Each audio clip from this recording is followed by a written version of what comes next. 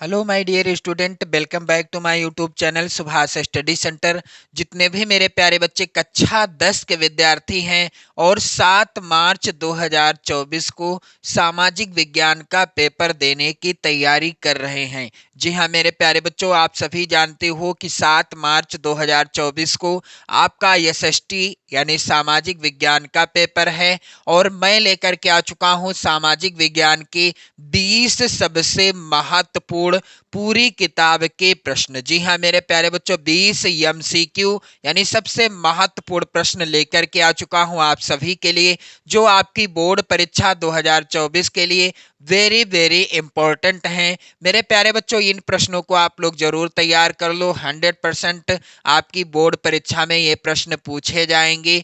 और 22 फरवरी को आपका हिंदी विषय का पेपर है। आप लोग जानते ही हैं 22 फरवरी को हिंदी विषय का पेपर है, जिसके मैंने कई मॉडल पेपर प्रोवाइड कराए हैं हिंदी विषय के, और सभी मॉडल पेपर को पूरा पूरा सॉल्व भी कराया है। कैसे आपको बोर्ड परीक्षा में कॉपी लिखनी है, सारी चीजें मैंने बताई हैं और रेगुलर आपको वीडियो भी प्रोवाइड करा रहा हूं। यदि आप चैनल पर नए हो तो चैनल को सब्सक्राइब कर लेना, वीडियो को लाइक शेयर जरूर कर देना। मेरे प्यारे बच्चों, सबसे जरूरी बात, आप इन प्रश्नों को जरूर नोट कर लेना अपनी नोट्स पर, क्योंकि महत्वपूर्ण प्रश्न है, लगातार बोर्ड परीक्षा में पूछे जाने वाले प्रश्न हैं। चलिए मेरे प्यारे बच्चों, पहला प्रश्न है यहाँ पर खंड आ वस्तुनिष्ठ प्रश्न। खंड आ के अंतर्गत 20 बहुविकल्पी प्रश्न पूछे जाएंगे और मेरे प्यारे बच्चों, इन प्रश्नों के लिए प्रत्येक प्रश्न के लिए 1 अंक निर्धारित है। कितना मेरे प्यारे बच्चों, आप लोग ध्यान दीजिएगा, प्रत्येक प्रश्न के लिए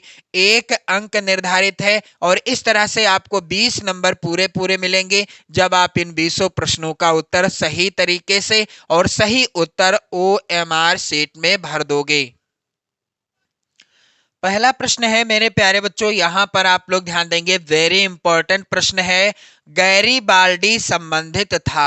गैरीबाल्डी किससे संबंधित था? पहला है विकल्प रूस की राज्य क्रांति से, दूसरा अमेरिका के संग्राम से यानी अमेरिका के स्वतंत्रता संग्राम से, तीसरा विकल्प है जर्मनी के एकीकरण से, चौथा विकल्प है इटली के एकीकरण से। तो गैरीबाल्डी जो था यह इटली के एकीकरण से संबंधित था। चौथा वाला विकल्प सही हो जाएगा।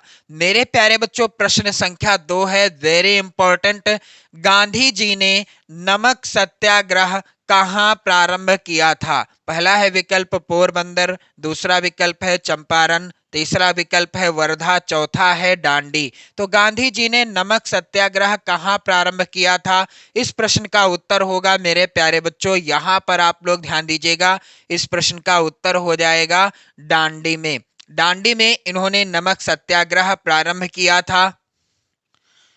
प्रश्न संख्या 3 है मेरे प्यारे बच्चों, यहां पर आप लोग ध्यान दीजिएगा, विश्व व्यापार संगठन की स्थापना कहाँ हुई थी? विकल्प इस प्रकार से हैं। पहला है विकल्प इस प्रश्न का वाशिंगटन, दूसरा विकल्प है जिनेवा, तीसरा विकल्प है ऑस्ट्रिया, चौथा विकल्प है न्यूयॉर्क। तो विश्व व्यापार संगठन की स्थापना कहाँ हुई थी? इसका उत्तर होगा मेरे प्यारे बच्चों जिनेवा में हुई थी। आप लोग कमेंट करके बताइए कि विश्व व्यापार संगठन की स्थापना कब हुई थी? आप लोग इस प्रश्न का आंसर कमेंट करके बताइएगा।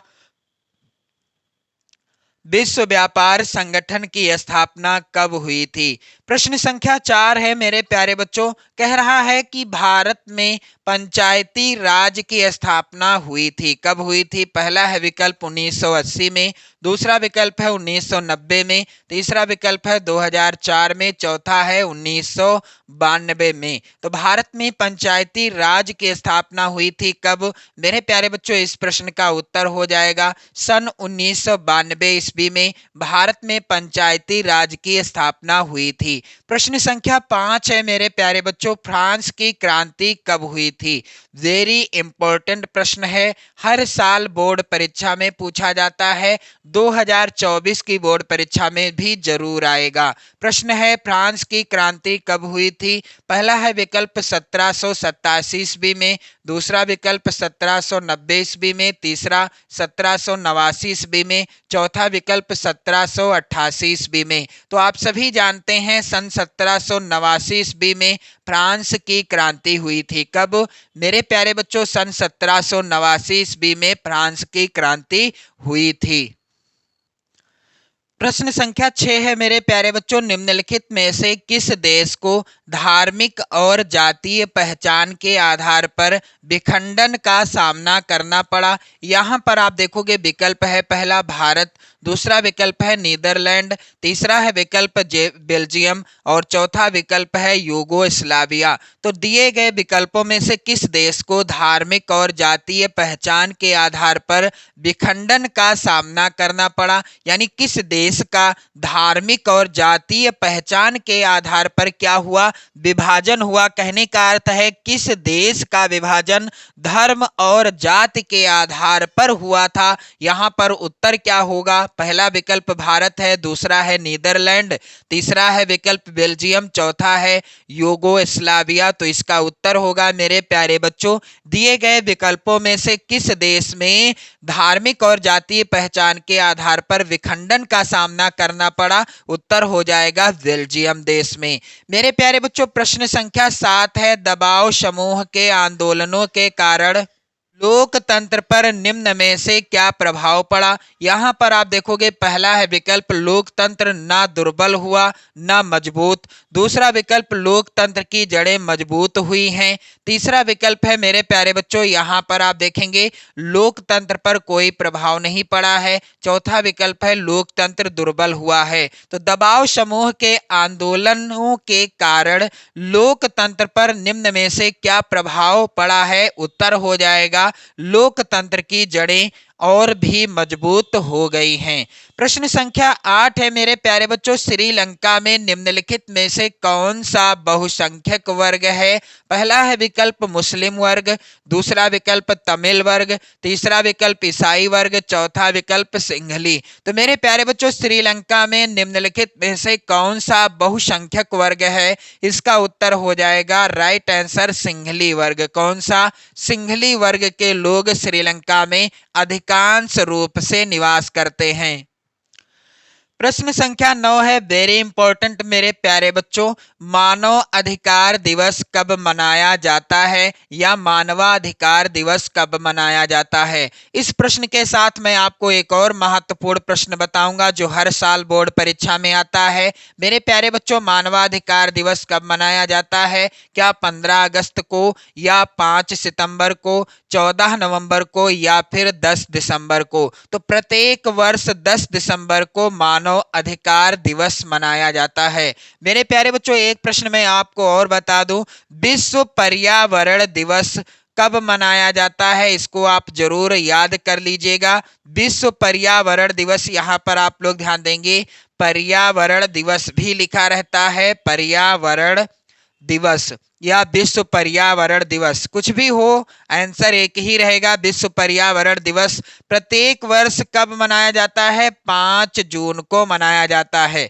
ये प्रश्न गृह विज्ञान में भी पूछा जाता है और यह सामाजिक विज्ञान का भी प्रश्न है। आप लोग दोनों प्रश्नों को तैयार कर लो। यानी ये मानवाधिकार दिवस कब मनाया जाता है? प्रत्येक वर्ष 10 दिसंबर को, और विश्व पर्यावरण दिवस मनाया जाता है प्रत्येक वर्ष 5 जून को।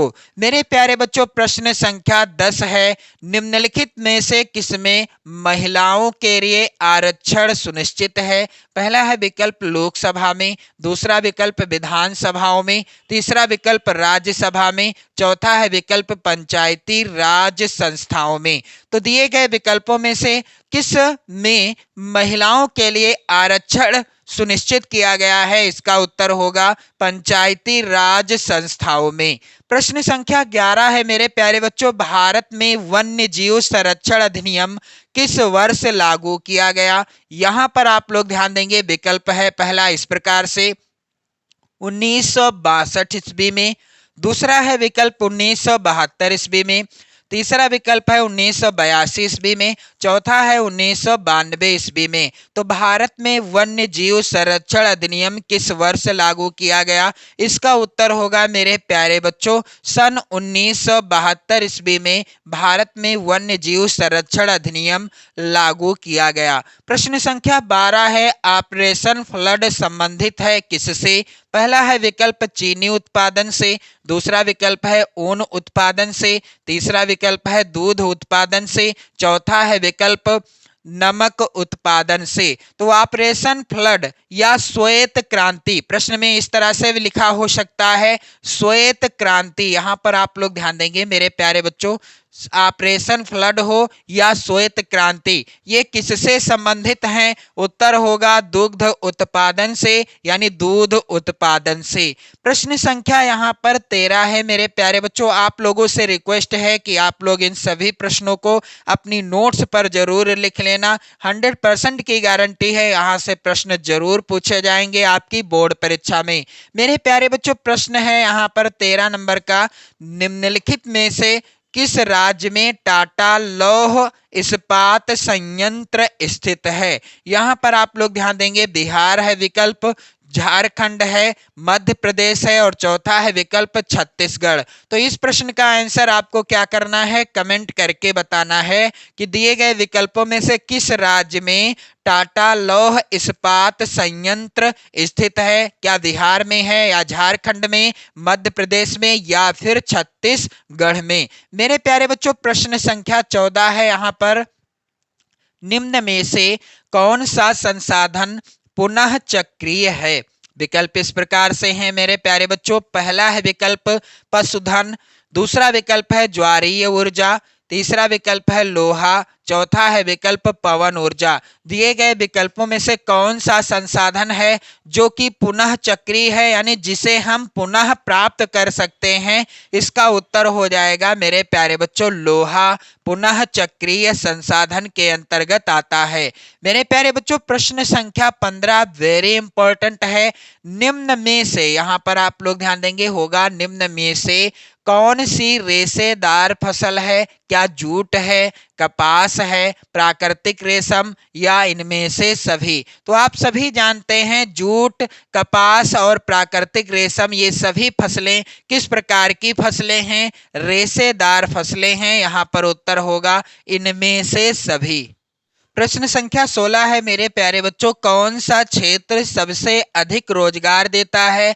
पहला है विकल्प प्राथमिक क्षेत्रक, दूसरा विकल्प है द्वितीयक क्षेत्रक, तीसरा विकल्प है तृतीयक क्षेत्रक, चौथा है सार्वजनिक क्षेत्रक। दिए गए विकल्पों में से कौन सा क्षेत्र है जो सबसे अधिक रोजगार देता है? इनमें से सही उत्तर होगा मेरे प्यारे बच्चों प्राथमिक क्षेत्रक। आप लोगों से मैं बार बार रिक्वेस्ट करता हूं कि आप सभी लोग इन प्रश्नों को जरूर तैयार कर लेना, लिख लेना, रट लेना, क्योंकि इन्हीं में से प्रश्न आएंगे आपकी बोर्ड परीक्षा 2024 में। मेरे प्यारे बच्चों प्रश्न संख्या 17 है, भारत में उपभोक्ता संरक्षण अधिनियम कब पारित हुआ? पहला है विकल्प 1980 ईस्वी में, दूसरा विकल्प 1992 ईस्वी में, तीसरा विकल्प 1986 ईस्वी में, चौथा है 1998 ईस्वी में। तो भारत में उपभोक्ता संरक्षण अधिनियम कब पारित हुआ? इसका उत्तर होगा मेरे प्यारे बच्चों सन 1986 ईस्वी में भारत में उपभोक्ता संरक्षण अधिनियम पारित हुआ था। प्रश्न संख्या 18 है, सरकार द्वारा व्यापार अवरोधकों और प्रतिबंधों को हटाने की प्रक्रिया कहलाती है। यदि सरकार द्वारा व्यापार पर लगाए गए कोई अवरोधक हैं या कोई प्रतिबंध है, यदि उसे हटा लेती है तो इसे क्या कहते हैं? पहला है विकल्प निजीकरण, दूसरा विकल्प है उदारीकरण, तीसरा विकल्प है राष्ट्रीयकरण, चौथा है विकल्प सामाजिकरण। तो सरकार द्वारा व्यापार अवरोधकों और प्रतिबंधों को हटाने की प्रक्रिया को क्या कहा जाता है? इसका उत्तर हो जाएगा मेरे प्यारे बच्चों उदारीकरण।